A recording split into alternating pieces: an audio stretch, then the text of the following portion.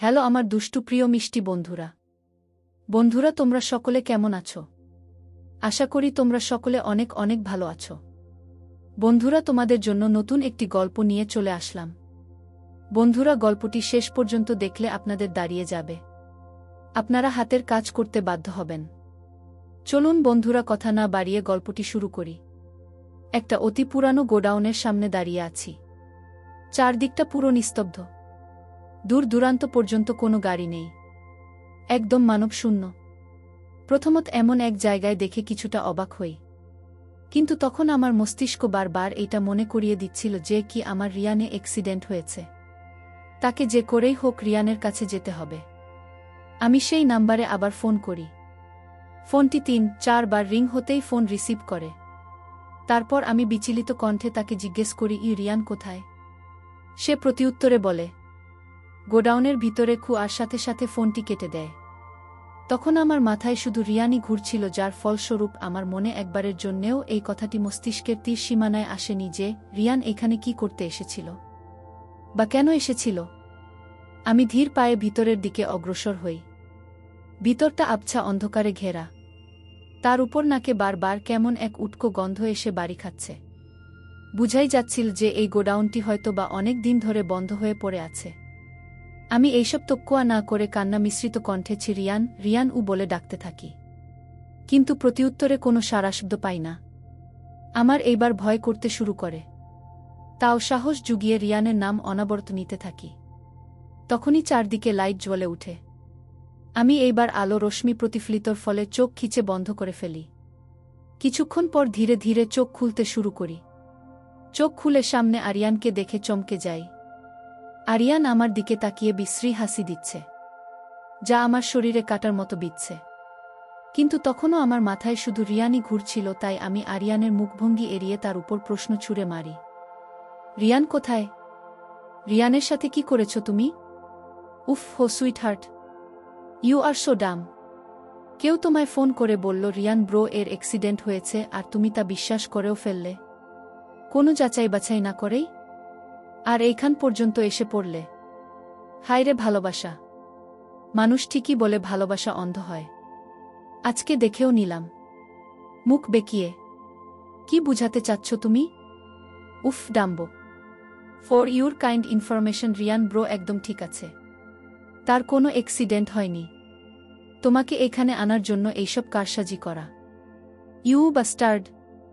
Sorry for the গালি। এতটুকুতেই hyper হয়ে যাচ্ছ সুইট হার্ট?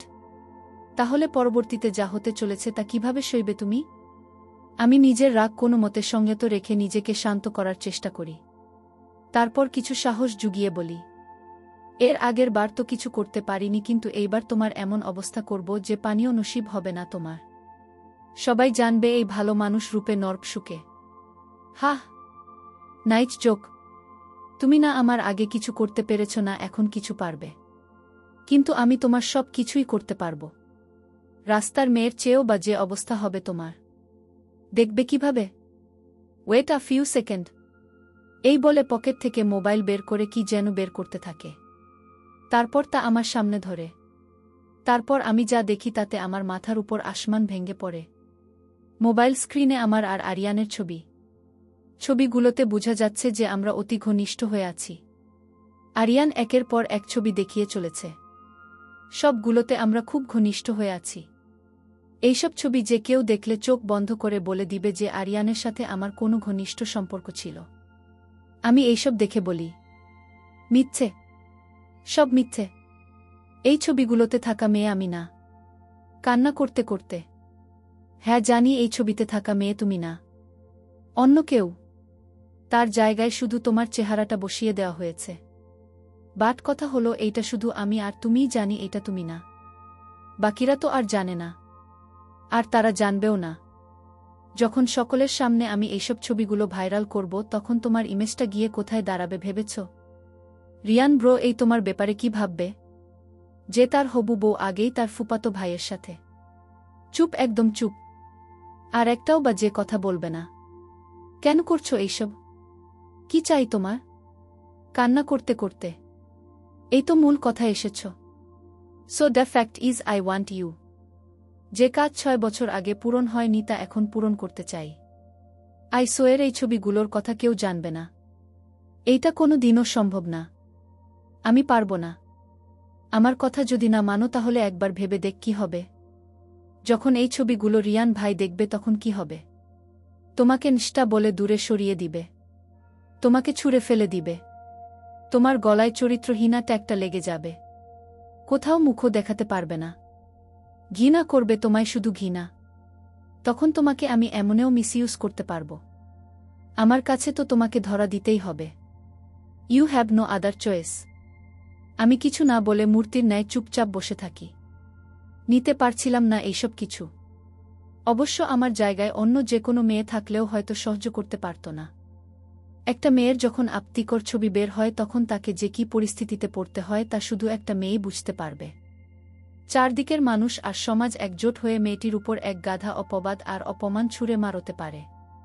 কেউ জানতে চায় না সেটা মিথ্যা কিনা। চারদিকে তাকে নিয়ে খালি হাসি তামাশাই করতে থাকতে। অথচ তারা সেই ছেলেটির দিকে আঙুল তুলেও কথা বলবে না।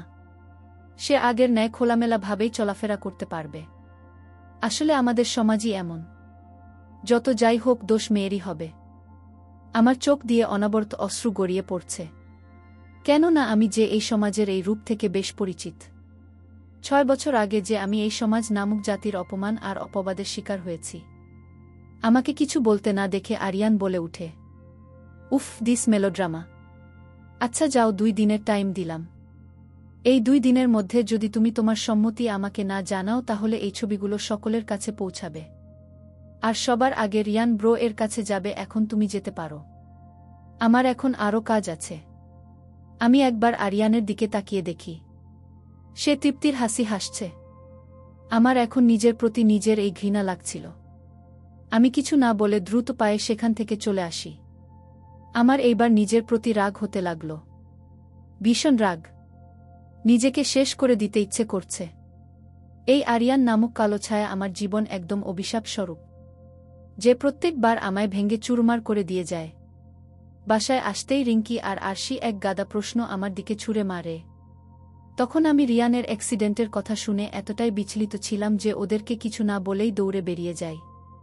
তারা অ্যাড্রেস না জানায় আমার পিছু পিছু আসতে পারেনি, আর না পেরেছিল কারোর সাথে যোগাযোগ করতে।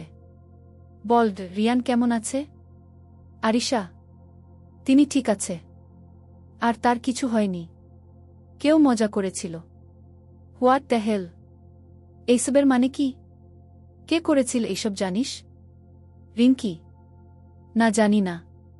তোকে এমন লাগছে কেন? সব ঠিক আছে তো? আরিশা? জানি না। বলেই রুমে চলে যাই আর ওদের মুখের উপর দরজাটা বন্ধ করে দেই। রিঙ্কি আর আরিশা দুইজনের মুখের দিকে চাওয়াচাওয়ি করতে থাকে। রাত 1:00 বাজে। রিঙ্কি আর আরিশা অনবরত দরজা ধাক্কিয়ে চলেছে। আজ সারাদিন আমি রুম থেকে বের হয়নি, যার জন্য তারা এখন না পেরে আমাকে রুম থেকে বের করার জন্য উঠে পড়ে লেগেছে। আমি এইবার না পেরে দরজা খুলে দেই। দুইজন রুমে এসে আমায় দেখে অবাক হয়ে যায়। আমার চোখ দুটো লাল হয়ে একদম ফুলে আছে। চুলগুলো এলোমেলো হয়ে আছে। মুখটা ফুলা। রিয়ানা কেমন করে যেন ধুলছে। তুই তোর এই কি হাল করেছিস? কি হয়েছে রিয়ানু, বল। আরিশা? কিছু না। তোরা শুধু আমায় একা থাকতে দে প্লিজ। এই বলে আবার দরজা বন্ধ করে দেই। ওরা এইবার না পেরে এইবার রিয়ানকে ফোন দেয়। সারাদিন দৌড়াদৌড়ির মাঝে আজ রিয়ান একবারও রিয়ানা খোঁজ নিতে পারেনি। সামনে হলুদ। রিয়ান দুই পক্ষের দিকটা একসাথেই সামলাচ্ছে, যার জন্য কাজ দ্বিগুণ।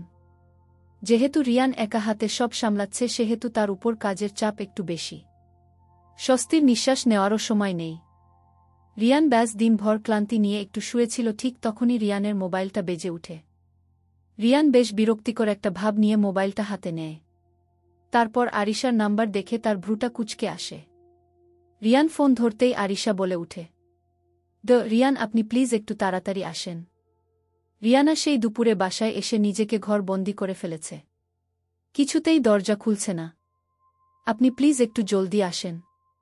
রিয়ান কিছু বুঝতে না পেরে ফোন রেখে সিসিটিভি অন করে রিয়ান দেখতে পায় রিয়ানা এলোমেলো ভাবে শুয়ে আছে। রুমে হাল একদম নাজেহাল। রিয়ানাকে দেখতে কেমন যেন অস্বাভাবিক লাগছে। রিয়ান আর দেরি না করে তাড়াতাড়ি গাড়ির চাবি নিয়ে বেরিয়ে পড়ে। রিয়ান এসে অনবরত দরজা ধাক্কিয়ে চলেছে, কিন্তু রিয়ানা কোনো রেসপন্স করছে না। তাই রিয়ান বাধ্য হয়ে দরজাটা ভাঙে। গিয়ে দেখে রিয়ানা সেই এলোমেলো হয়েই শুয়ে আছে। রিয়ান তার কাছে দিয়ে অনবরত রিয়ানাকে ডেকে চলেছে। আরিশা আর রিঙ্কিও সমান তালে ডেকে চলেছে, কিন্তু রিয়ানার কোনো হেলদুল নেই। এইবার রিয়ানের চোখ যায় পাশে পড়ে থাকা একটা ঔষধের পাতার দিকে। রিয়ান সেটা হাতে নিতেই বুঝে যায় যে সেটা কি। রিয়ান আর দেরি না করে রিয়ানাকে পাজাকোল করে নিয়ে বেরিয়ে যায়। আরিশা বের হলে নিলে তার নজর যায় সাইডের টেবিলে পড়ে থাকা একটা সাদা কাগজের দিকে। সে সেটা হাতে নিয়ে দেখে এটা রিয়ানার চিঠি। আরিশা সেটা নিয়ে রিঙ্কির সাথে বেরিয়ে পড়ে। রিয়ানার মুখের পাশ দিয়ে একবার সাদা ফেনার মতো বের হতে শুরু করেছে, যা দেখে রিয়ান আরও দ্রুতভাবে গাড়ি চালানো শুরু করে। হসপিটালের করিডোরের একটা চেয়ারে রিয়ান মাথায় হাত দিয়ে বসে আছে। চোখ দুটো তার এক রক্তিম লাল হয়ে আছে, সাথে এক রাশ ভয়ও ফুটে উঠেছে তার চোখে। রিয়ানাকে হারানো ভয়। রিয়ানা এখন ভিতরে অপারেশন থিয়েটারে। ওর অপারেশন হচ্ছে। যেহেতু রিয়ান একজন অনেক বড় আর নাম করা ডাক্তার, তাই তার কথাতে কেউ পুলিশকে কল করেনি। রিয়ান বিষয়টাকে ধামাচাপা রাখারই চেষ্টা করেছে।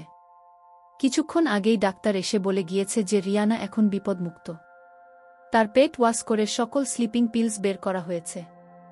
কিন্তু তাও রিয়ানের মনের মধ্যে রিয়ানাকে হারানোর ভয় যেন একদম গেঁথে গিয়েছে। কিন্তু এখন রিয়ানের মনের মধ্যে বারবার একটাই প্রশ্ন ঘুরপাক খাচ্ছে যে রিয়ানা কেন সুসাইড অ্যাটেম্প্ট করল গু। তখনই আরিশা এসে রিয়ানের পাশে বসে তারপর বলে, এইটাই তো ভাবছেন যে রিয়ানা কেন এমন করল, তাই তো? রিয়ান এইবার মাথা তুলে তাকায়, তারপর কৌতূহলী চোখে আরিশা দিকে তাকায়। আরিশা এইবার বলা শুরু করে, এই ঘটনার মূল হচ্ছে আরিয়ান। হ্যাঁ, ঠিক শুনেছেন, আরিয়ান, যে আপনার ফুপাতো ভাই। এখন আরিয়ানের সাথে আমাদের কিভাবে পরিচয়, কি তাই তো ভাবছেন?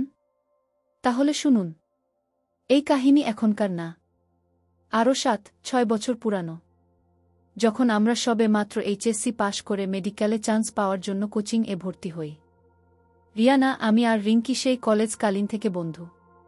সেই থেকে সব কিছুতেই আমরা একসাথে ছিলাম। আমরা যখন মেডিকেলে পরীক্ষা দেওয়া শেষ করে একটু রিল্যাক্স হই, সকলের এক্সামই ভালো হয়েছিল। এতদিন পড়াচাপে একদম আধপা গল হয়ে গিয়েছিলাম। তাই আমরা ঠিক করলাম কোথাও ঘুরতে যাওয়া যাক। যেই কথা সেই কাজ। সেই সপ্তাহেই আমরা বেরিয়ে পড়ি সিলেটের উদ্দেশ্যে।